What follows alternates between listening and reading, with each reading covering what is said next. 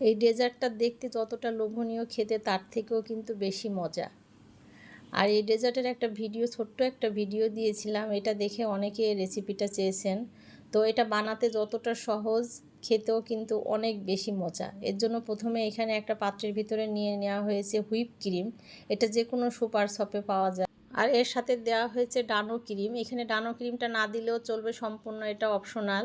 আর আপনারা চাইলে এখানে সামান্য একটু চিনি অ্যাড করতে পারেন। এমনিতে হুইপ ক্রিমটা অনেকটাই মিষ্টি থাকে, আর এটা মিষ্টিটা কম, খেতেই বেশি ভালো লাগে। এরপর একটা বাটিতে হালকা গরম পানির ভিতর কিছুটা কফি মিশিয়ে রাখা হয়েছে। এই মিশানো পানিটার ভিতরেই বিস্কিটগুলো একটু ভিজিয়ে যে পাত্রে সেট করা হবে সেই পাত্রে এবার বিস্কিটগুলি রাখতে হবে। এমনভাবে বিস্কিটগুলি রাখতে হবে যাতে কোনো জায়গায় ফাঁকা না থাকে।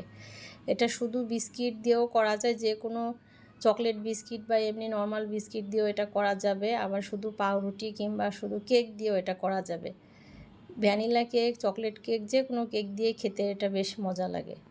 এরপর যে ক্রিমটা তৈরি করা হয়েছে সেই ক্রিমটা এবার বিস্কিটের উপরে সুন্দর করে সেট করে দিতে হবে।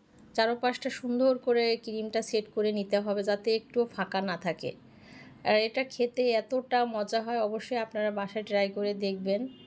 এরপর যখন ক্রিমটা পুরোপুরি একবার সেট করা হয়ে যাবে, এর উপরে দিয়ে দেওয়া হবে এবার কেকগুলো ঠিক একইভাবে সেট করতে হবে যাতে চারপাশে একটুও ফাঁকা না থাকে। কেকগুলো পুরোপুরি বিছানো হয়ে গেলে এরপর এখানে কফি মিশ্রিত পানিটা ব্রাশের সাহায্যে চেপে চেপে কেকগুলো একটু ভিজিয়ে নিতে হবে।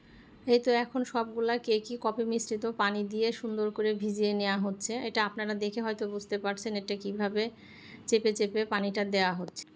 এখন বাকি যে ক্রিমটুকু ছিল সেটা এখন এই কেকের ওপর দেওয়া হবে। এটাও ঠিক একইভাবে চারপাশটা সুন্দর করে ঢেকে দিতে হবে যাতে একটুও ফাঁকা না থাকে।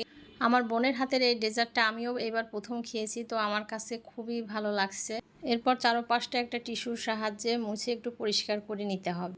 এখন এর ওপর একটা ছাঁকনির সাহায্যে কোকো পাউডার এভাবে ছিটিয়ে ছিটিয়ে একদম ঘন করে দিয়ে দিতে হবে। কোকো পাউডার দেওয়া হয়ে গেলে এবার এটাকে ঢেকে নর্মাল ফ্রিজে সারা রাত রেখে দিতে হবে এটাকে পুরোপুরি সেট হওয়ার জন্য। এরপর পরের দিন সকালবেলায় এটাকে আপনারা এভাবে পরিবেশন করে খেতে পারবেন। তো আজকে ডেজার্টটা আমার কেমন হলো অবশ্যই কমেন্টে জানাবেন। আর যদি ভালো লেগে থাকে লাইক, কমেন্ট, শেয়ার দিয়ে পাশে থাকবেন। আসসালাম।